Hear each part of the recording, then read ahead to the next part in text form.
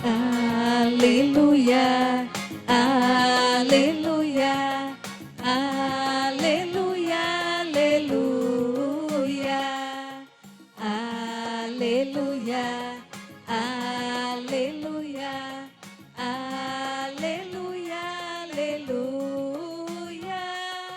Ponho-me a ouvir o que o Senhor dirá. Ele vai falar de paz pela minha voz, pelas minhas mãos. Jesus Cristo vai falar de paz. Aleluia, aleluia, aleluia, aleluia, aleluia, aleluia, aleluia, aleluia. O Senhor esteja convosco. Ele está no meio de nós. Proclamação do Evangelho de Jesus Cristo segundo Marcos. Glória a vós, Senhor. Naquele tempo, Jesus e seus discípulos atravessavam a Galileia. Ele não queria que ninguém soubesse disso, pois estava ensinando a seus discípulos. E dizia-lhes: o Filho do Homem vai ser entregue nas mãos dos homens, e eles o matarão. Mas 3 dias após sua morte, ele ressuscitará. Os discípulos, porém, não compreendiam estas palavras e tinham medo de perguntar. Eles chegaram a Cafarnaum. Estando em casa, Jesus perguntou-lhes: o que discutias pelo caminho? Eles, porém, ficaram calados, pois pelo caminho tinham discutido quem era o maior. Jesus sentou-se, chamou os 12 e lhes disse: se alguém quiser ser o primeiro, que seja o último de todos e aquele que serve a todos. Em seguida, pegou uma criança, colocou-a no meio deles e, abraçando-a, disse: quem acolher em meu nome uma destas crianças, é a mim que estará acolhendo. E quem me acolher, está acolhendo não a mim, mas aquele que me enviou. Palavra da salvação. Glória a vós, Senhor.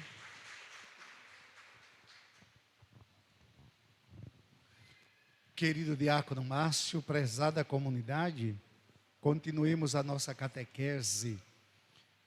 Todos nós já prestamos atenção que estamos lendo sequenciadamente a carta de São Tiago. A carta de São Tiago ela é muito objetiva e tem um ensinamento muito direto, serviu para corrigir os erros da comunidade, da sua comunidade, a comunidade primitiva, para quem São Tiago escreveu a carta, e também ajuda a corrigir os erros nossos de todos os tempos. Veja só, São Paulo começa hoje dizendo: onde há inveja e rivalidade, aí estão as desordens e toda espécie de obras más. Seja na família, seja no trabalho, seja entre as pastorais da nossa igreja, as pastorais da nossa diocese, seja nas escolas, aonde tem inveja e rivalidade, aí estão as desordens e toda espécie de obras más. Pensemos, se nós não temos essa pontinha de inveja, ou alimentamos rivalidades, a ponto de contribuirmos não para a paz do ambiente de trabalho, não para a paz da família, não para a paz das pastorais, da igreja, da comunidade em si, porque eu alimentei no meu coração aquela ponta de inveja e alimentei também a rivalidade. Para combater tudo isso, a gente precisa introduzir a humildade, a simplicidade e o respeito. A humildade, a simplicidade e o respeito. Respeitar cada pessoa do jeito que ela é. E juntos a gente vai corrigindo as coisas. Vai corrigindo. É na família, o pai e a mãe vão corrigindo. Lá na família, quando a inveja... Às vezes tem filhos que são invejosos. Às vezes é o pai que tem inveja do vizinho. Às vezes é a mãe que tem inveja. E assim... E às vezes manifesta essa imagem, essa inveja. No seio da comunidade também, às vezes é o coordenador ciumento, às vezes é o coordenador possessivo, às vezes é o coordenador, ou seja, a gente vai, isso, olhando para a comunidade de São Tiago já enfrentava essas dificuldades e ele ia corrigindo. Por outra parte, diz ele, a sabedoria que vem do alto é antes de tudo pura, depois pacífica, modesta, conciliadora, cheia de misericórdia e de bons frutos, sem parcialidades e sem fingimento. Muito claro o ensinamento. O fruto da justiça é semeado na paz, para aqueles que promovem a paz. De onde é que vêm as brigas? De onde é que vêm as guerras? De onde vêm as rivalidades? De onde vem? Aí ele vai explicar. Não vem justamente das paixões que estão em conflitos dentro de vós? Cobiçais, mas não conseguis ter. Imagine São Tiago então escrevendo para a sua comunidade, ele que estava vendo os conflitos, os atritos entre os membros da comunidade. Todos nós somos instrumentos de paz. O pai São Francisco já disse que a gente precisa ser instrumento de paz, porque essa paz nós a recebemos de Deus. Eu vos deixo a paz, eu vos dou a minha paz. Jesus nos envia como discípulos seus para construirmos a paz. Aí quando a gente está em paz, a gente dissimula as coisas, a gente compreende e tal, e a gente não alimenta nem a cobiça, nem a rivalidade, que vão trazer toda espécie de obras más. Esse é um ensinamento muito prático para a convivência da coletividade. É um exemplo muito prático. Aí a gente precisa sempre se colocar no lugar do outro para a coisa dar certo. Que chama-se empatia. A gente exercitar a empatia. Se colocar sempre no lugar do outro para tentar compreender por que será que o outro agiu assim. Antes da gente julgar e condenar, a gente se perguntar por que será que o outro agiu dessa maneira. E às vezes o atrito acaba tirando a paz da comunidade, acaba tirando a paz da família, a paz do ambiente de trabalho, porque a gente não foi capaz de se colocar no lugar do outro. Somos chamados a isso. Nós que vivemos na coletividade, seja no mundo do trabalho, da escola, da igreja, precisamos exercitar a empatia. A gente se colocar no lugar do outro para sentir como o outro, para poder compreender. Até as grosserias do outro ofende a gente. Mas pela empatia a gente vai dizer, será que ele não está passando por algum problema? O que será que está se passando com fulano de tal que agiu dessa maneira? Aí pacientemente, com sabedoria, a gente contorna. A gente vai contornando as coisas. Às vezes é o filho que chega em casa muito aborrecido, chateado, respondão, o que será que aconteceu? Aí a mãe, sabiamente, ela vai silenciar, não vai bater de frente naquele momento, mas depois vai chegar carinhosamente, como a mãe sabe fazer. Meu filho, o que houve? Onde você chegou tão agitado? Às vezes ele pode falar, às vezes, mamãe, já passou.